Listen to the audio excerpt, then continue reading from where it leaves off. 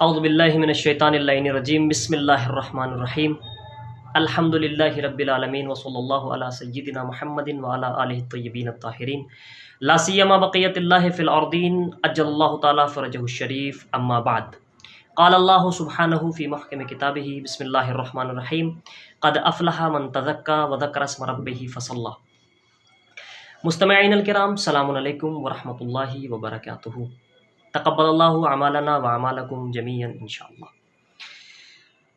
आज हाज़िर होने का मकसद एक बहुत अहम मौजू की तरफ इशारा करना है और आज का हमारा मौजू है ज़कात फ़ितरा। ज़कात फ़ितरा है क्या? ज़कात फ़ितरा वाजिबात में से एक वाजिब है जो अल्लाह की तरफ से इंसान पर फ़र्ज़ है।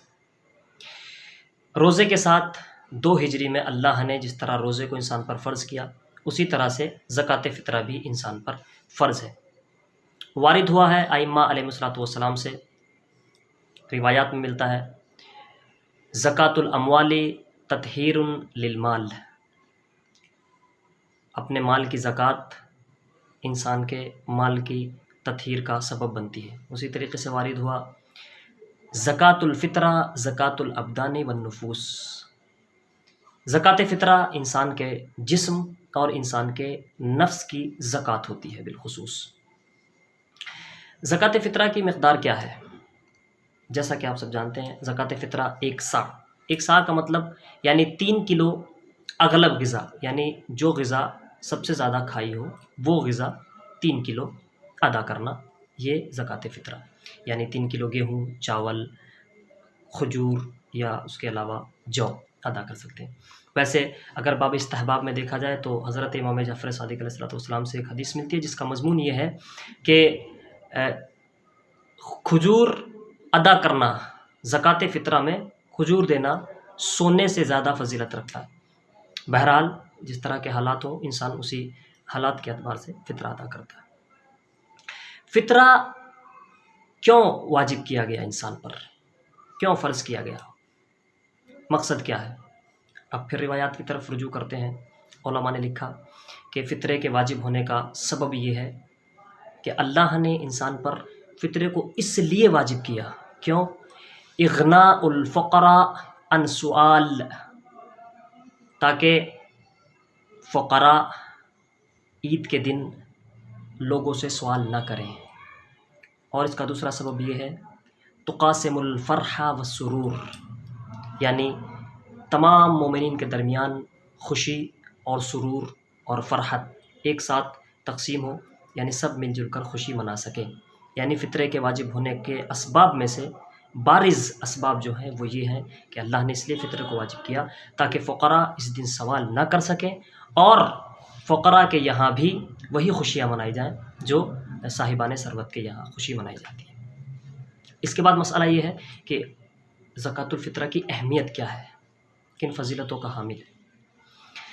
हज़रत इमाम जाफ़र सादिक़ अलैहिस्सलाम का इरशाद गिरामी है कि इंसान जो 30 दिन रोज़े रखता है, मुसलमान जो 30 दिन रोज़े रखता है, वो रोज़े ज़मीन और आसमान के दरमियान मुअल्लक़ रहते हैं उस वक्त तक जब तक वो ज़कात फ़ितरा अदा ना कर दे।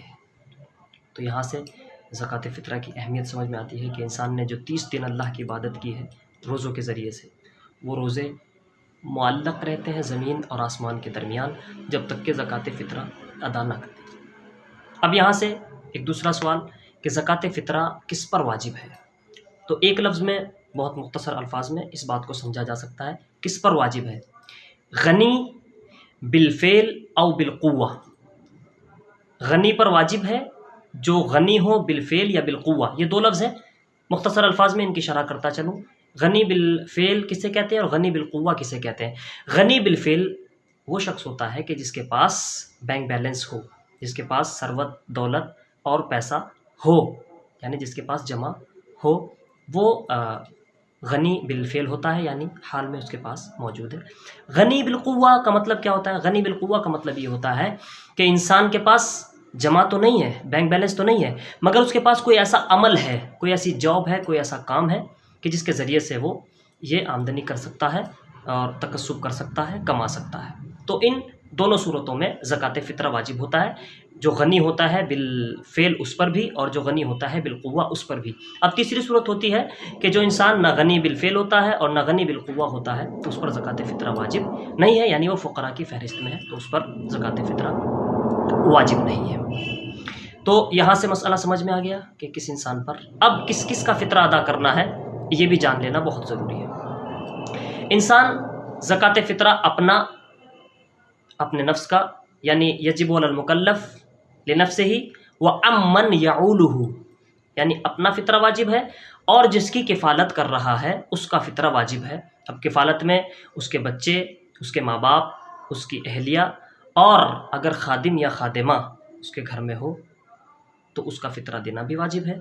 और दैफ यानी मेहमान का फ़ितरा अदा करना भी वाजिब है अगर ये सादिक़ आए कि ये इसके यहाँ मेहमान, इस सूरत में फ़ितरा देना वाजिब है। अब यहाँ पर एक ज़िम्नी मसला ये है कि क्या जनीन का फ़ितरा देना वाजिब है?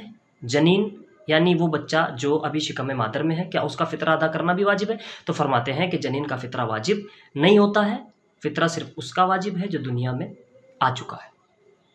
फ़ितरा किस वक्त निकालना है और कब वाजिब होता है? तो फ़ितरे का वक्त, जैसा कि आप सब जानते हैं कि फ़ितरे का वक्त गुरूब शम्स से और उसके माँ बाद ईद के नमाज से पहले अदा कर दे, ये फ़ितरे का वक्त होता है। इसके बाद एक आखिरी मसला, ये मसला ताल्लुक़ रखता है फ़ितरा देने से। फ़ितरा किसको दिया जाए? तो फ़ितरा देने के लिए उसका मसरफ़ है, उसके जो जहाँ इस्तेहक़ाक़ पाया जाता है वहाँ फ़ितरा देना वाजिब होता है। बस यहाँ पर एक ज़िम्नी मसला ये है कि सादात का फ़ितरा सादात और गैर सादात दोनों को जा सकता है, मगर गैर सादात का फ़ितरा सादात को नहीं दिया जा सकता। गैर सादात का फ़ितरा सादात को नहीं दिया जा सकता और सादात का फ़ितरा सादात और गैर सादात दोनों में दिया जा सकता है। इंशाअल्लाह उम्मीद करता हूँ कि इन मसाइल से इस्तिफ़ादा करेंगे और यहाँ से ज़कात फ़ितरा की अहमियत समझ में आएगी, और ज़्यादा से ज़्यादा कोशिश करें कि ज़कात फ़ितरा अदा करें ताकि फ़ुक़रा के घर भी खुशी, फ़रहत और मसर्रत के साथ ईद मनाई जा सके। फ़क़त वस्सलाम।